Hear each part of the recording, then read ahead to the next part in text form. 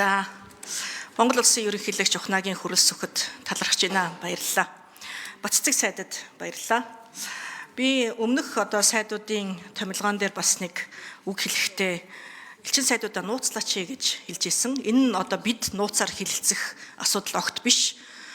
Биднэрт өргөн мэдүүлэхээс өмнө, засгаар орохоос өмнө нийгэмд тэр сайдаар болох гинэ гэдэг шүүм яваад тэгээд тэр хүнийг харлуулах ийм ажиллагаа яваад энэ нь сүүлдээ нөгөө хүлээж авах ус нь өөрөө эргэж татгалзаад Монгол улсын нэр хүндэд маш сөргөөр нөлөөлж исэн учраас нууцлж байгаад тэгээд оруулж ирээч гэдэг ийм асуудлыг дэвшүүлж исэн. Энэ бол Баццэг сайд гадаад хэргийн яам мэдээлэл алдаад байна гэхээс илүүтэй ямар нэгэн байдлаар нийгэмд сөрөг мэдээллүүд явж байсантай холбоотойгоор нууцлаач гэсэн хүсэлт гаргаж исэн. Энэ удаад яг л тэгж орж ирлээ. Тэгээд элчин сайдууд бол дандаа мэрэгжлийн хүмүүс байна.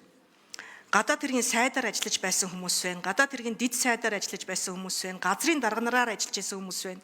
Үнэхээр маш мэрэгжлийн маш мундаг томилгоо байна. Баярлалаа. Баяр хүргэе. Нин ялангуяа бас 7 эмэгтэй элчин сайдыг оруулж ирж байгаад үнэхээр бас баярлж байна. Баццэг сайд өмнө нь бас 6 эмэгтэй элчин сайдыг оруулж томилж исэн. Одоо дахиад 7 эмэгтэй элчин сайдыг оруулж ирж байна. Дандаа дипломат албанд ажиллаж исэн эмэгтэйчүүд. 30 жил, 29 жил, 26 жил, 19 жил, 18 жил, 17 жил дипломат албанд ажиллаж исэн хүмүүс одоо л элчин сайдаар томилогдох ийм томилгоо болж байна. Ийм учраас баярлалаа. Цаашдын ажилд нь бас амжилт хүсье. Би даваа сайдаас өнөөдөр манай нийгэм тулгамдж байгаа хамгийн гол асуудлыг асуумаар байна. Та Оросын холбооны улсын элчин сайдаар өмнө ажиллаж байсан. За Эрдэнэс газын бас төлөөлөгчөөр ажилласан тий. Энэ шатхуунтай холбоотой, түлшний хомсдолтой холбоотой нөхцөл байдал ямар байна вэ? Тулгамдж байгаа асуудал юу байна вэ? Улсын их хурлын зүгээс юунд анхаарах вэ? Газын талаар газ дамжуулах хийн хоолой Монгол улсаар дамжих энэ төсөл маань хэрэгжих нь үгүй юу? Ер нь бид яг энэ тулгамдж байгаа асуудлыг ойрын хугацаанд болон урт дунд хугацаанд хэрхэн яаж шийдвэрлэх вэ гэдэг тал дээр хэрхэн яаж та ажиллах вэ гэдэг талаар асуулт асууя. За даваа нэр дэвшгэж.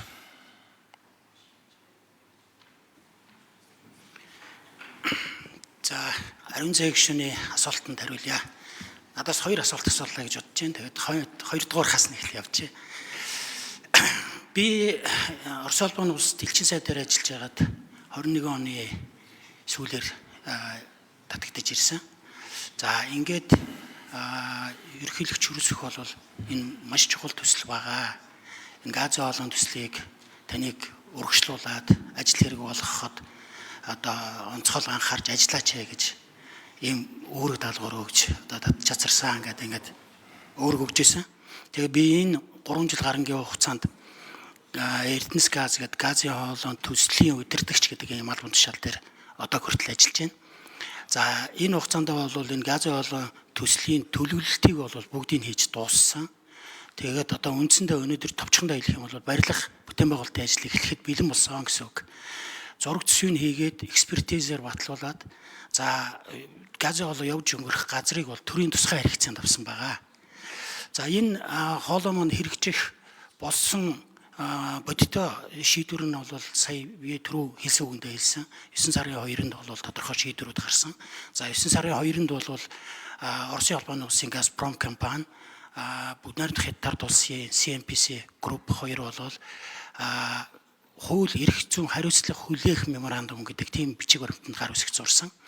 За энэ бичиг баримтан дээр газа хүлээж авах хугацаа жишээлх юм бол 31 оны 1 сарын 1-нд Монголын урд хил дээр газ хүлээлтсэн ч гэдэм үү.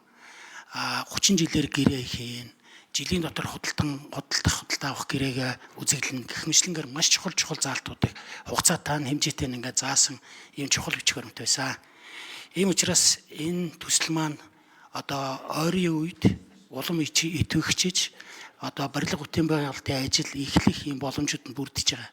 Ингээд би Оросын холбооны улсад томилогдох элчин сайд хэрвээ томилогдсон тохиолдолд би энэ чиглэлээр өргөжлүүлж энэ ажлыг урагшлуулахад элчин сайдын хувьд нэлээд идэвх чармаалт гаргаж өөрөө хийж энэ төсөлтөд ажиллаж исэн хүний хувьд мэдэх хүний хувьд бол нэлээд одоо шаргуу ажиллая гэж бодож байгаа. Хоёр дахь асуудал бол энэ бензин шатхууны асуудал. Бензин шатхууны асуудлыг бол би нэлээд судалж үзсэн. Угаасаа намаг элчин сайд байх үед манай Монгол улсын хэрэгжилж исэн хэрэглээнээс одоо бол жил болгон ингээ өсөд байгаа юм билээ. Захиалгууд болохоор зэрэг хуучнараа яваад энэ нь юутай холбоотой юм гэхээр зэрэг энэ уул уурхайн бүтээгдэхүүний олборлолт, тээвэрлэлт, бусад аж ахуйн ажил, энэ бүтээн байгуулалтын ажлууд энэ юмтай холбогдуулаад шатах тослох материалын хэмжээ бол жилээр сараар ингээ өсөд байгаа юм билээ. За би сүүлийн элчин сайдын ажлыг өгсөний дараахийн 4 жилд ч гэсэн бараг л бүх засгийн газар хоорондын хэлэлцээрт ямар нэгэн байдлаар яг өөрийнхөө ажлын чиглэлээр оролцож ин талаар бол сонсч ирсэн мэдээлэлтэй. Оросын улманы улсаас бол ямар ч байсан энэ бензин шатхууны асуудлыг бид нэр бол таслахгүй, танаа захиалгын дагуу өгнө. Танах харин хадгалах юм нөөц савныхаа асуудлыг шийдээч гэж удаадараа ярьж исэн. За саяхнаас бол одоо засгийн газар улсын их хурал дээр энэ савны асуудал яригдаад явж байгааг бол би айгүй зөв зүйтэй асуудал байна. Ингээд энэ юм шийдчих юм бол тодорхой хэмжээний нөөцтэй болчих юм бол энэ тасалдлууд нь байхгүй болох юм билээ. Түүнээс бол тэр талаасаа өгөхгүй ч гэдэг юм уу, тэр нь бүтэхгүй байгаа ч гэдэг юм уу, тийм. За босно. Чигжидийн бачаргал шүү.